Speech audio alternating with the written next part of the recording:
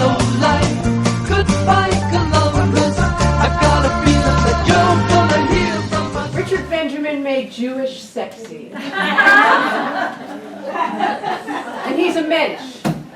In the couple of weeks that we've been talking about this, going back and forth via email, I don't know that I've ever dealt with anyone easier or more of a gentleman than Richard's been with me. Just lovely.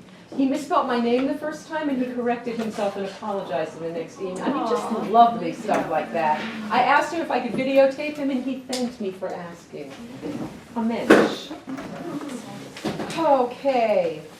Although his wife, Paula Prentiss, became a star before him, it took Richard almost 15 years to catch up and establish his screen persona.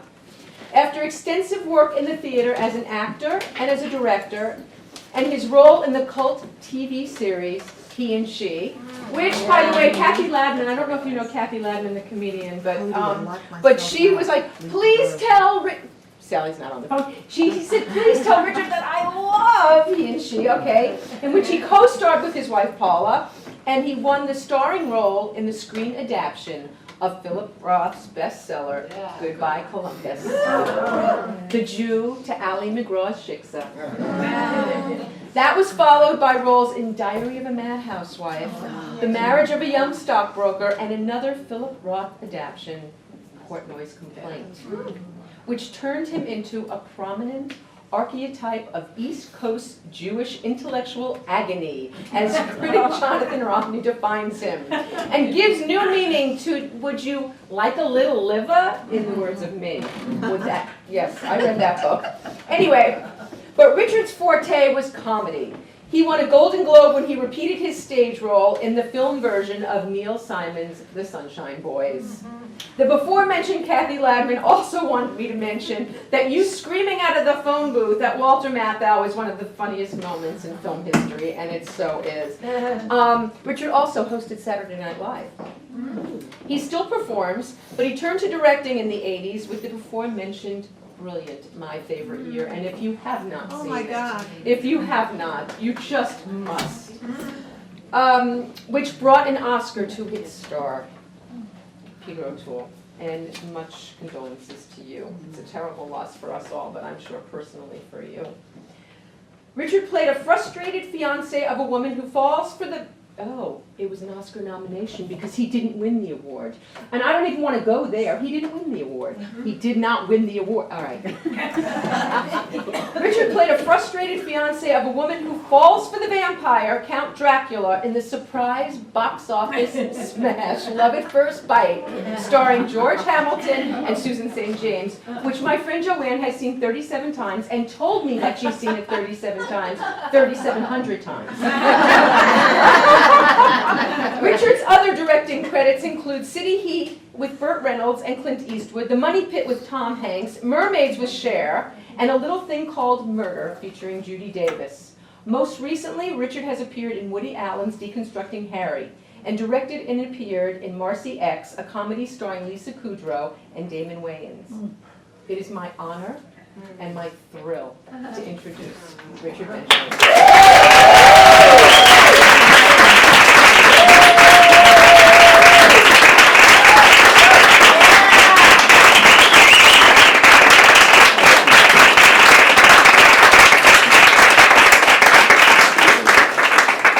It didn't take me 15 years. That's what it said on your bio. Well, did I write that? I have a picture of Vicki. Maybe it did. I don't know. This is so nice to be here and to be in a room full of such accomplished people. I don't know what this is. Neither do we. I know it's in Montrose, and I know it makes me very happy to be here. Such lovely people and some old friends, and seeing Sally, who we do run into from time to time, and Teresa, who there's got to be a picture in an attic, Teresa. You look amazing, the same, exactly the same. So it's just lovely to be here, and I think if you could bottle what Vicki has, you know, and get it out there, I think this would be a better world. Yes, I agree. I mean, I don't know why it shouldn't be like this. And it's a choice, isn't it? It seems it's an actual choice. You can be like Vicki, or you can be miserable.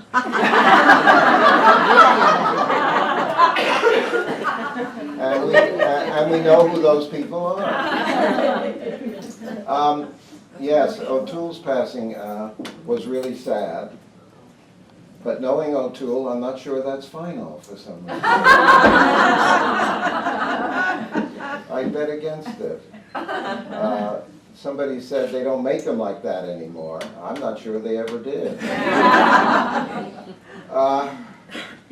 When they asked me to do my favorite year, Paul and I were in New York doing an instructional video for Time of Life, where this might not have been the high point of my career, where we played people instructional videos of people of how to behave in corporate meetings. And Paula was the good person. She knew how to behave. And when your CEO, you ask your CEO for a meeting, and you go into the meeting, I was the example of how not to behave. Your CEO has limited time. So here's an example of what, this man will show you what's wrong in the meeting. So he had a sailboat on his desk, and he has very limited time. He has many more meetings, the CEO. And this man, me, says, oh, I wanted to talk to you about something. What a nice looking sailboat. Do you sail? Uh-huh. Where have you sailed? I knew some. By that time the meeting's over. You haven't accomplished anything. Paula goes into the meeting and says, how do you do? My name is so-and-so. I'd like to talk to you about some of the products we're selling and how we can do a better job. She is totally successful in the meeting, and she is the example of the good person. That's what we were doing when I got the script from my favorite year.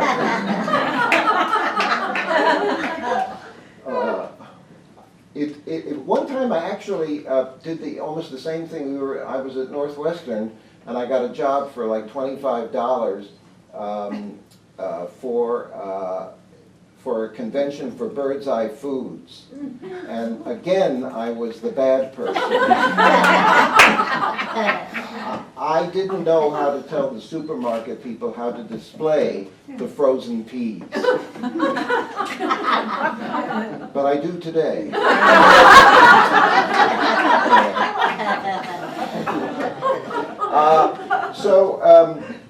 We're in this hotel, I get this script, and it's my favorite year, and I read it, and they said they're interested in you directing this. And it, it was like, this is amazing. I read the script. I actually read it out loud to Paula, and I said, well, we know all about this. I grew up with the show of shows. I worked at NBC as a page and a guide. I know where everything is in that building. So we get back to LA and meet with Mel Brooks and Michael Groskopf, and they asked me to do this. And they say, it won't be done unless we have one of these actors. There's only a few actors you would believe with a sword in their hands, So they had offered it to Albert Finney.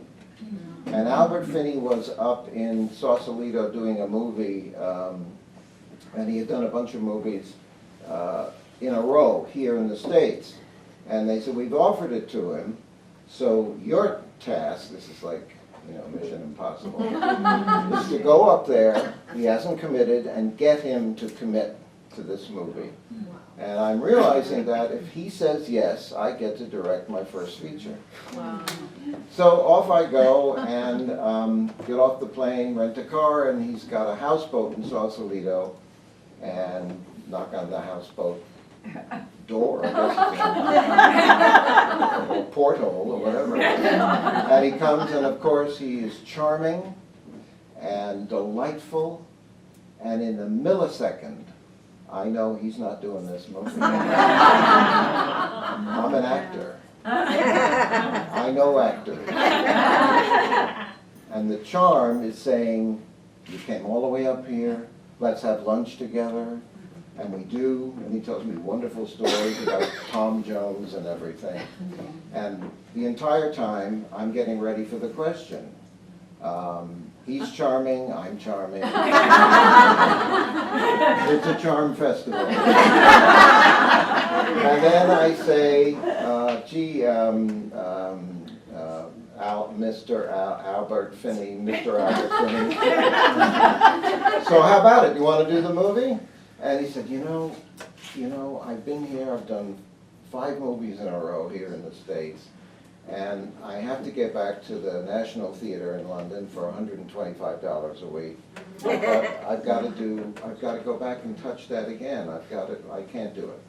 I knew that when I got off the plane, but still, it was a bit of a, I said to myself, I thanked him, and I said, there's no movie unless we find somebody. So I go home, and I call everybody up, and he said, no.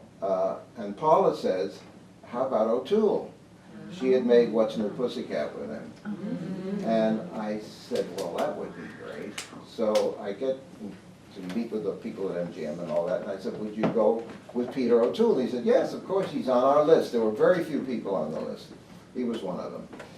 So I said, if you can get him to do it, we make the movie.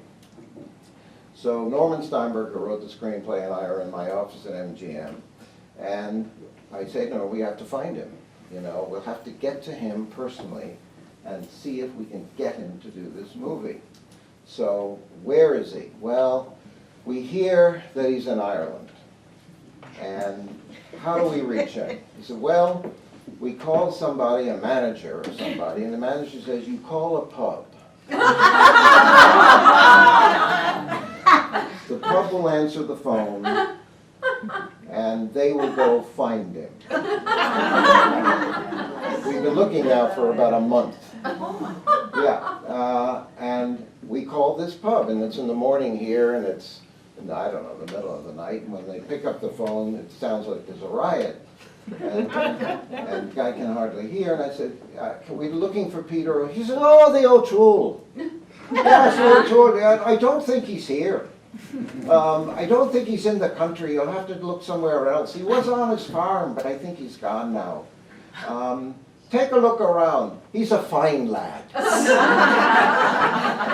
So we can't find him.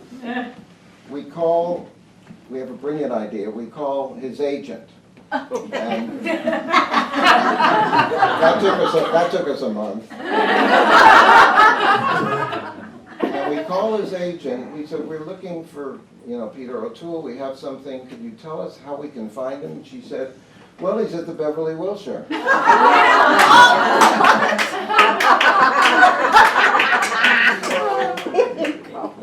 Our Beverly Wilshire? Yeah, he's at the Beverly Wilshire. I said, well, we have a script. And she said, well, I'm going to call him and you'll take it over there. So I did. And he's in a suite and he greets me in his dressing gown and everything and takes the script, asks how Paula is and all of that. And he's got, a cigarette and a cigarette holder, and it's, you're in a different world. And I said, we have the script, we would like you to look at it and let us know if you'd like to do it. We want to do this picture with you. And he said, I will read the script and I will call you tomorrow. And great. So I go back, Norman and I tell him what's going on. The next day we sit there and wait by the phone. And we're sitting there, and finally the phone rings, and he said, I have to be very professional with you. It's about noon. I have read everything except the last 5 pages. I cannot commit to this until I read the rest of the script. And he said, when would that be? He said, in a few hours. Hang up the phone, Norm, we're just sitting, we're looking at each other. My life may change or not. And a couple hours later the phone rings, And he said, it's Peter. And I said, yeah. And I said, well, he said, do you have the script in front of you? And I said, yeah, let me get it. And he said, turn to the last page. Now, when we originally made the movie, we had a scene, the character dies in the movie. And he had asked Benji, Mark Linn-Baker, he said, promise me that on my anniversary of my death, you will go to this cemetery, it was a Hollywood cemetery, and you'll take out something and put it on my grave. And what he wanted him to do was take a bottle of Courvoisier and pour it out onto the tombstone. And the last shot in the movie was the tombstone. And it had on there a date. It was August 26th, something like that, and a certain year. And he said, do you have the script in front of you? And I said, yes. He said, are you on the last page? He said, yes. What does it say on the tombstone? What's the date? So I read it to him. He said, that's my birthday. And like Sally said about the purple, and you were saying about, I said, I don't believe in any of this stuff. But, Wow. there are more things in heaven and earth. And he said, do you do this for whoever you send the script?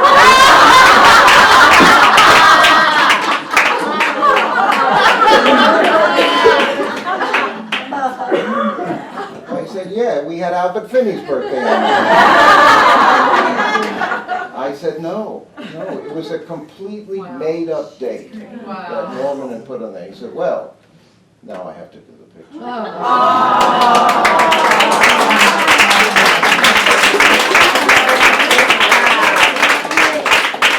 Anyway, so it was an amazing experience for all of us because it was my first film, and Brilliant.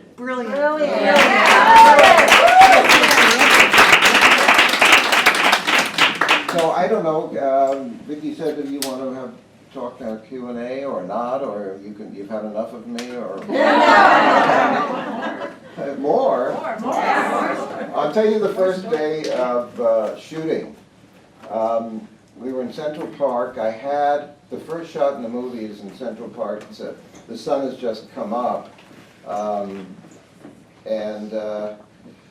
It's my first shooting of a shot in a feature film, and it's all that stuff. But we've got a window, because of the sunrise, of about 40 minutes to get this because of the light and stuff. So they're rehearsing. I have Mark and Peter rehearsing, and they're walking down this thing, and I'm far away, but I can hear them on headphones. And I'm just running it a few times, and then I look up over this, and this is again this serendipitous kind of thing. Over a rise comes an amazing, powerfully built, tall, muscular, very impressive man. And we're 4:30 in the morning in Central Park.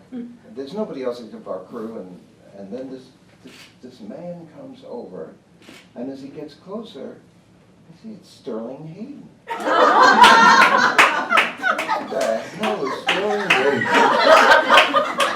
doing in Central Park at 4:30 in the morning? And at that time he had a full beard. He looks like Ahab, And as he comes over this rise, and he looks and he sees there's a film crew, and he looks down and he said, what, is this a film? I said, yes, it's our first day and everything.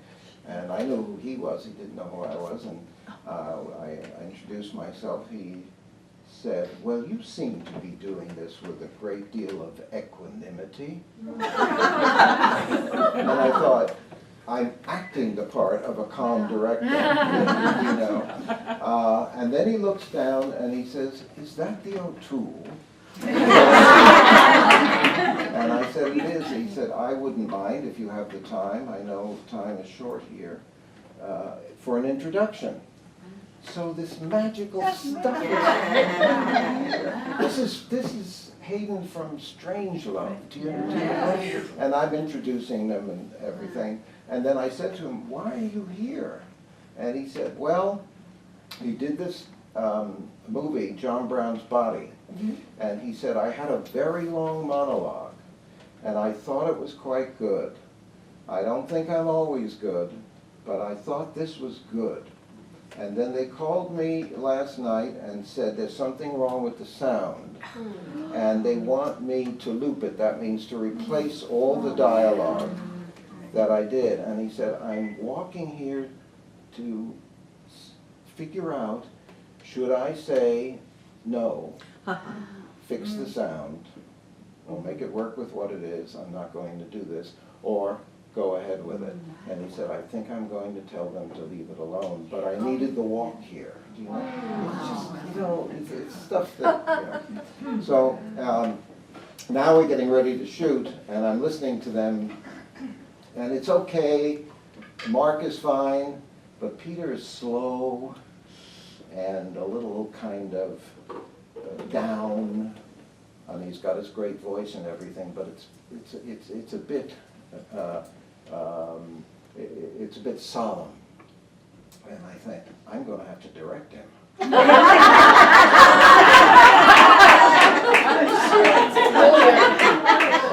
Now we'll see about the equanimity. I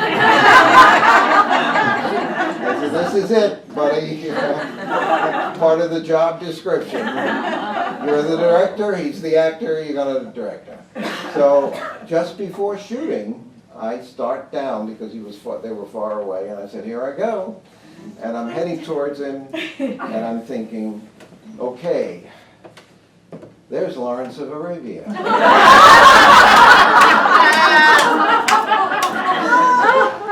There's the Lion in Winter. There's Lord Jim. There's Beckett. I'm going to tell him he's no good.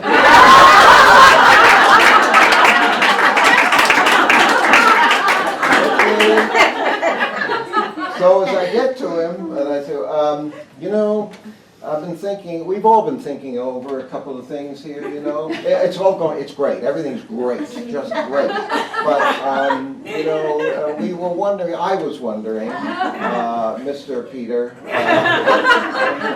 if you wouldn't, you want it faster and you want it funnier, don't you?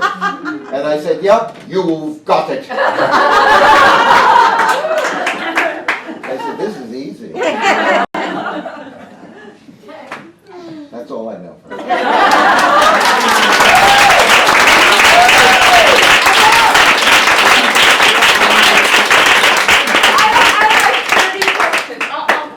My first question is, was he ever the way his character, I mean, did he ever show up drunk? Did you have to deal with that? No, in fact, he had part of his stomach removed. Oh, he couldn't possibly drink, no. He was the most professional. I mean, Terry will tell you that when he showed up, everybody's game came up. Was he funny as a person? Yeah, he's funny. Yeah, he is funny. In fact, I had this scene in the picture where he falls against a wall. He's drunk and everything. He passes out and he hits this wall. And I said, you know, Peter, I've got this shot, you know, that's so close that I can't soften the wall. I can't put sponges in there or anything. I think you're going to have to fall and hit your head. And I hope I don't have to do it more than, you know, once or anything. Shoot away, we can do it all day. I've been trained in the music hall. Watch this. Boom. Okay, wait, we roll the camera. Oh, yeah. Who is the funniest person on? I mean, I cannot even believe who was in that movie. I mean, between Linn-Baker and Joseph Bologna, and I mean, it's just ridiculous. Who was the funniest? Yeah. They're all funny. I mean, here's the thing, because I know you had Carl Reiner here. And I went to Carl before I started, you know, shooting, making the movie. In fact, before it was casting or anything. And I said, I'm about to do a movie, and I was getting advice from various people. And I went to Carl, and I said, I'm about to do a movie. I wonder if you give me some advice. He said, is it a comedy? So I said, yeah. He said, get funny people.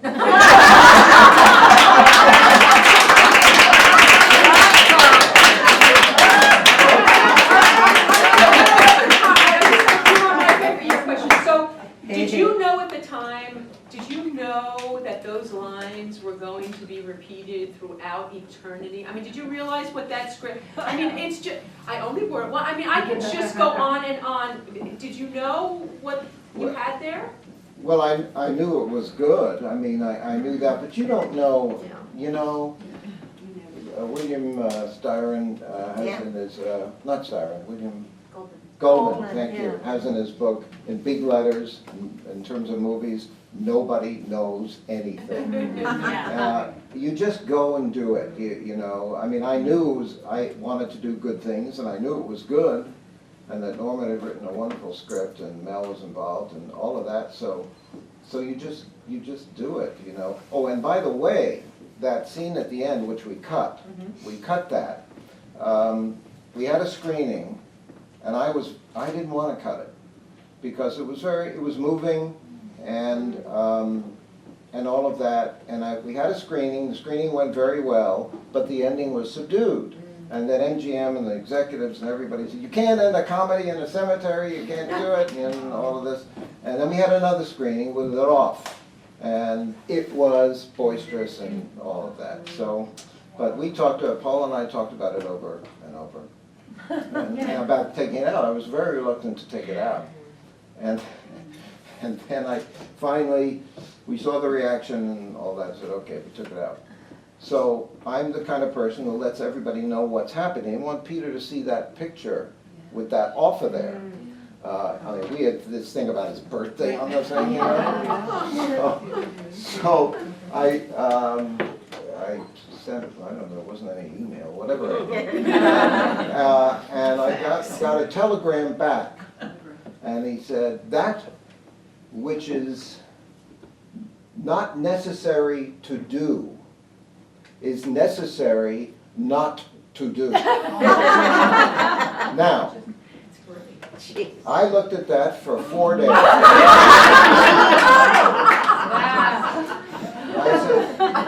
I said, "Paula, what's this mean?" And after a while, it actually makes sense.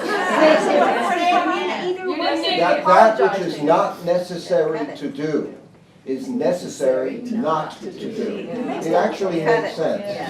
But to interpret it, it took me a long time. And then he was upset about that.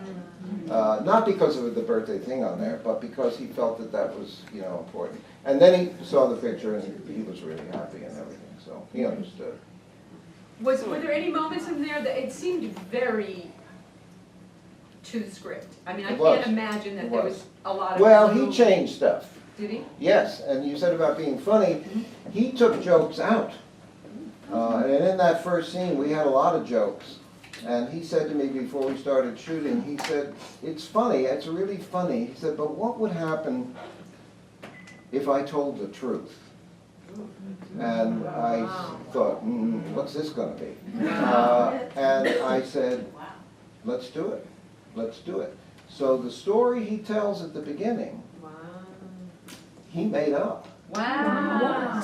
This thing about this boy who grew up and all of this kind of stuff. He wanted to always deepen it. Oh, he could do funny as well as anybody, but he wanted to deepen it and keep deepening it. So he was quite something. He is, yeah. Okay, Taylor, I'm sorry, I kept interrupting I your was going to question. ask you, did you like George Burns? Oh, yes, I like George Burns. George Burns and the Sunshine Boys. I'll tell you a quick story. So Walter Matthau always ate in his dressing room at lunchtime. And we were working at MGM making the Sunshine Boys. And George, who then had just turned 80, we would break for lunch. And he would ask me if I wanted to have lunch with him. So I thought, George Burns is asking me if I want to have lunch with him, you know? So I said, that would be great. So every day we had lunch. And as we walked out of the sound stage, and you know, in these great canyons of these sound stages, walking along, he told me these two jokes every day. The same jokes. And he'd look up and he said, you know, MGM liked me so much, MGM liked me so much, he said, Gracie and I made a picture here 50 years ago, and MGM liked me so much they asked me back. That was that joke. Then we go into the commissary, where some of the waitresses have been there for 50 years. And he made sure he sat at a certain table with a certain waitress, and he says, Mabel, come here, I want a bowl of soup. Yes, Mr. Burns. He said, do you know how I want that soup, Mabel? Yes, Mr. Burns. I want you to bring me the soup, and I want it hot. And I want it so hot, you can't carry it. That was that joke. And he told me those two jokes every single day. And I laughed every day. The other thing was that my uncle was in vaudeville. His name was Joe Browning. And one day I said to George, my uncle was in vaudeville. He said, what was his name? So I said, Joe Browning. He said, Joe Browning, yeah. He said, I knew Joe Browning. Gracie and I were on the bill with him. He said, you know, your uncle was a headliner. We were below the bill. I said, so you knew him? He said, not only did I know him, I know his act. He said, you want to hear it? And he did my uncle's act. No. So how did you get Goodbye Columbus? How did that first thing happen for you? We had finished our TV series, He and She. Which was fantastic. And on the way driving back across the country, we were now going back to, we lived in New York, and just in driving and going along, Paula said to me, this is just apropos of nothing, she said, you know, I read this book, Goodbye Columbus, and you should read it. I said, I don't want to read any books. I'm busy looking out the window. I'm not reading any books. She said, it's really good. I said, well, who wrote it? So she said, Philip Roth. I said, I didn't ever heard of him. So she said, no, because this is his first book. So you're not, you know, but I think you would like the book. And you should read it. I said, don't bring this up again. I don't want to read it. We get to New York, and my agent calls and says, they're making a movie of Goodbye Columbus. Paula, where's the book?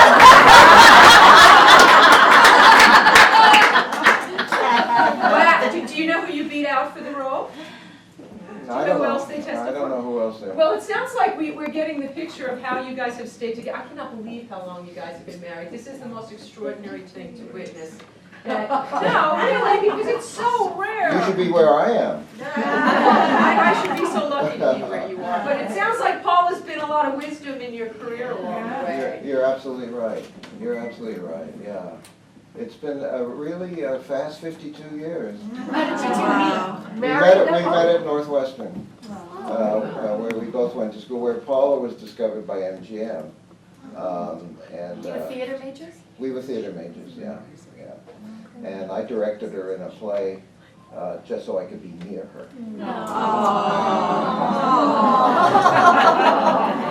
I'll tell you what that was like.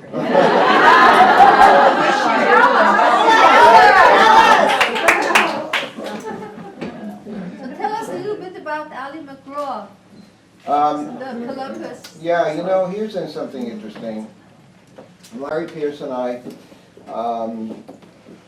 we were auditioning girls on Fifth Avenue at the Stanhope Hotel, improvising with girls for a couple of days. I was doing a scene in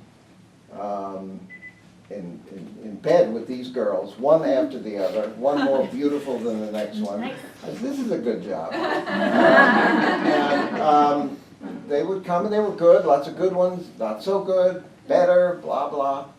And Larry and I are having lunch, just having a sandwich on Central Park, across from the Stanhope Hotel, and we can see the 79th Street where the 79th Street crosstown bus stops.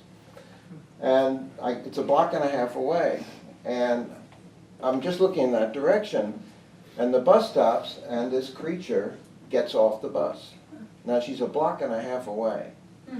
And she starts coming down up Fifth Avenue. And I said to Larry, see that girl over there? I mean, there's something there. So I said, look, from this distance. He said, that's your next audition. That's Allie. And this is all true.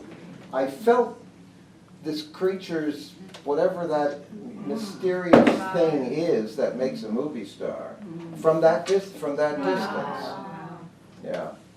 And she was and is delightful. She's pretty great. Wow. How about Portnoy's Complaint? I mean, was that was pretty racy for that. So did you take guff for that? Did you Nah, yeah. You know, we were reading the book on the set of Goodbye Columbus, and we were laughing a lot. And this, I don't know. The picture should have been funnier, I think, but it was hard to make it funnier because the funny part is in the narrative in the book. So I don't think it probably wasn't possible. But we were reading these things to each other. And one that I love is that Alexander Portnoy, he's just a little kid, and he goes to kindergarten class, and it's show and tell. And a teacher picks up this implement and calls on him, and he's ashamed because he knows what it is, but he says he only knew the Jewish word for it, which was spatula. He thought spatula was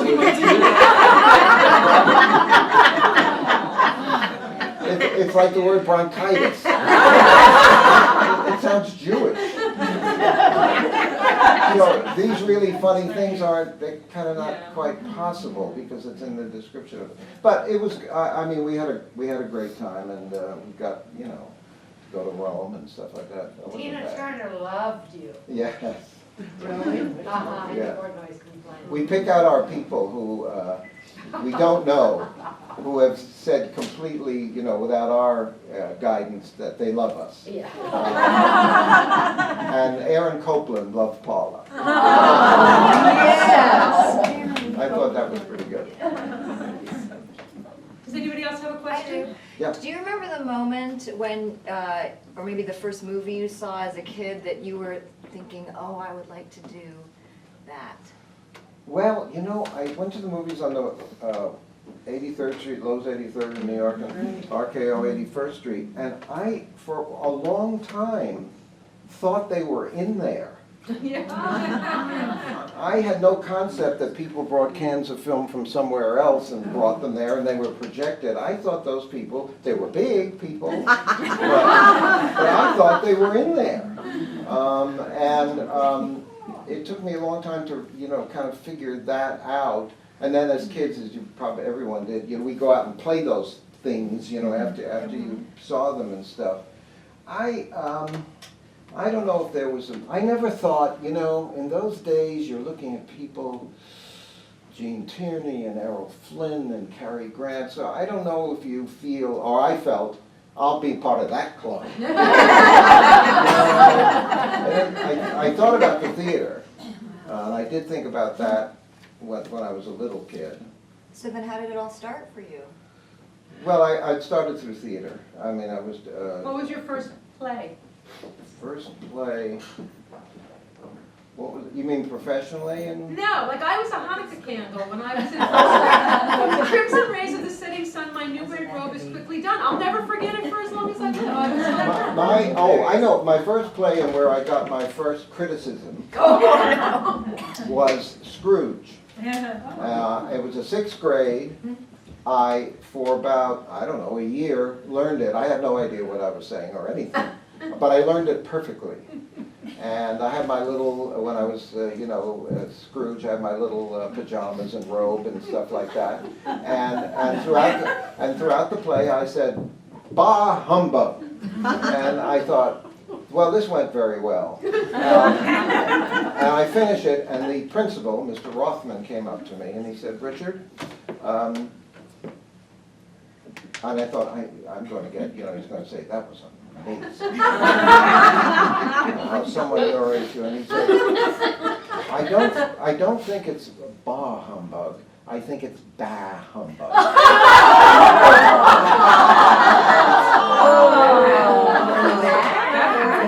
A network note. A network note. Everybody's a critic. Yeah. I'd love to hear about working with Carrie Snodgrass on Diary of a Madhouse. Oh, God. Oh, Carrie, yeah. Well, Carrie, she was 18. No, Wow. really. She was under contract to Universal, and they couldn't find anybody. And she was 18 years old, and Monique James, who was head of, did you know her, Monique James? She was head Met her, head of yeah. casting at Universal, kept saying to Frank Perry, we have picked some good people on the, no, we don't want any of those contract people, we don't want anybody like that. And finally, they couldn't find anybody. And Frank Perry, who called him? Oh, Danny Selznick, you just told us this. Danny Selznick was an executive I think at Universal then. And Danny Selznick was watching a television show. I don't know, it was like Bonanza or something. And he said, this girl on here is great. And he calls up Frank Perry and he said, turn on your TV. And he said, you're right, that girl's fabulous. And so he calls Monique James at Universal and said, there's a girl I saw last night. She said, that girl's under contract here. I've been telling you that these people are really good. Anyway, so he cast her.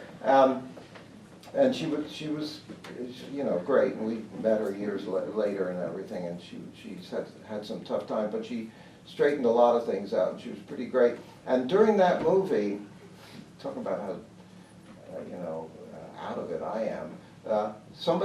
There's a crowd scene, and somebody says something, it was probably me, and they said, I'm going to report you to Women's Lib. So I said, what's Women's Lib? What is that? I had no idea what they were talking about. Right. I mean, but that was the beginning and the start of, you know, all of that stuff. She was nominated for Academy Award. She did not want to go. She called me, and she said, I don't think I'm going to win anyway, but if I did, would you go up and get it? And I said, why aren't you going to be here? And she said something like, well, these aren't my people. I said, well, whose people are they? You know? You should come, you know. But she heard a different drummer in a way. But later we got to see her. She was lovely. And how was it for you to develop that character? I mean, it's so iconographic, really. Everything was fine except Paula said, don't bring that character home. Yeah. But I did learn to make a fine Caesar salad, didn't I? Yes, I did. Yeah, I thought it was all. Yeah, I thought it was all a comedy. You know, I didn't think. What year was that, Richard? 70. Yeah. I don't want to put Paula on the spot, but is there any story that you would love to tell right now that's just burning in your soul? Well, the only thing I thought of was Dick's sister, because he was referring to the playing Scrooge. And you said your sister was in a play one time, and you... Oh, that was terrible. That was horrible. Yes. Yeah. That's the story you think of. Well, because of Women's Lib and what Linda has done. Oh, yeah. I made a joke. I was in camp, and my sister and I, at her expense, I made this joke. It was humiliating, but I got a very big laugh. It was a trade-off, you know. Laugh, your sister. But she, what Paul is referring to, is a top estate lawyer in New York, and she, from the day one, before we even knew what it was, like when my dad gave me like a baseball mitt, you know, and she said, why don't I get that? Why did you say it's a baseball for him and a doll for me? I said, right from the get-go. Yeah. Her first word actually was self.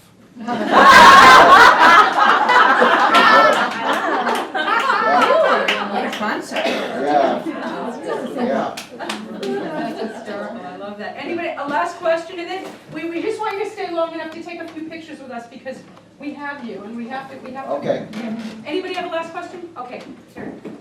Do either of you have any advice about love? Advice about love. Look at the grin, look at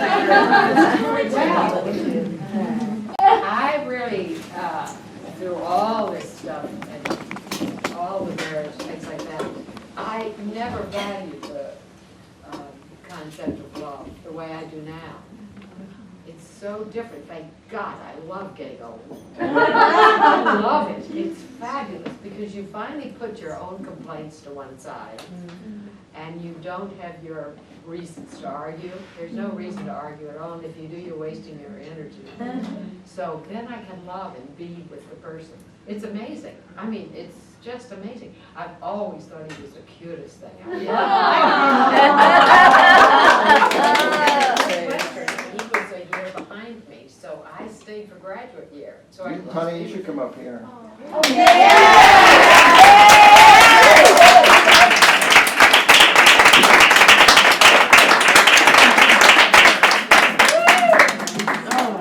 Yeah, I was right about that too. I stayed for a year of graduate study at Northwestern University. He was a year behind. But we're only 2 months difference, aren't we? Yes. I'm 75. You're what?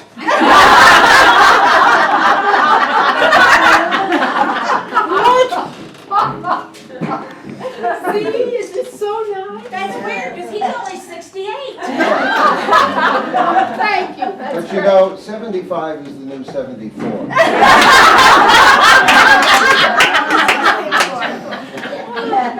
76 in March, and his birthday's in May. So I was the Nobody asked you when my birthday. See? You can hear and smell and fuck and do everything with the person. Once you let all your own garbage go. So, I bet the fun of marriage. Did you guys have, were there any Rockies? I mean, were there any Rockies? I mean, it just. No, there was never any. No, there was none. We both had lobotomies. So today, we don't know where we are. There was no Rocky time ever. No, not really, because you seem like you're each other's best friends. Yeah, well. What's the alternative? Right. So you're human, and so you fought and stuff. Yeah. Yeah, she is Sicilian. Are you really? Uh-huh. English and Sicilian. What role models for us? You two are. Oh, yeah. Thank you. Oh, thank you, Sally. Plus, you look great in that dress. Yes. Lomans, and they're going out of business.